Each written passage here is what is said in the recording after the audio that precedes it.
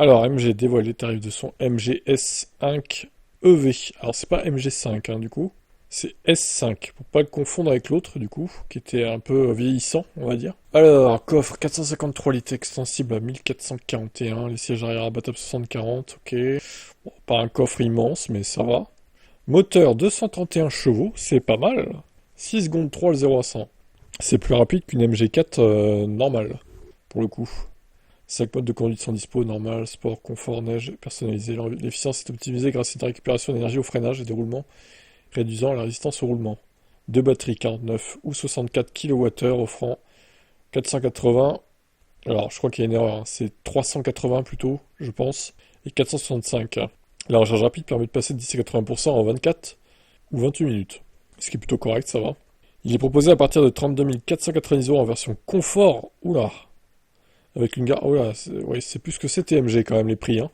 C'est cher! Pour une version 49 kWh. Non mais c'est délirant.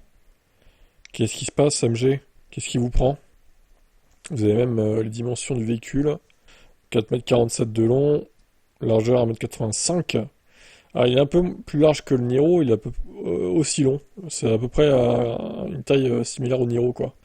À peu de choses près. Bon, par contre, le tarif, il pique hein, quand même, hein. C'est du LFP, donc, pour la petite batterie, et l'autre, c'est NMC.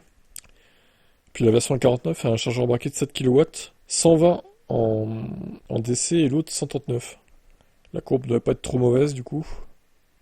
Ah ouais, donc la petite batterie, elle a un moteur de 100, 170 chevaux, ouais, c'est ça. Et l'autre de 131. Ouais. Donc en gros, pour avoir une version 64 kWh, tu vas devoir débourser 36 000 € quand même. Sachant que les MG n'ont pas de bonus. Donc, ouais, bon. Je trouve ça pas donné quand même. Après, c'est sûr qu'il est plus spacieux qu'une MG4. Ça se paye aussi. Mais bon. Dites-moi en commentaire si ça vous paraît élevé comme prix ou si ça vous paraît être dans la moyenne qu'on voit habituellement chez les concurrents. Bon, à voir les qualités de roulage qu'il aura, son habitabilité, etc.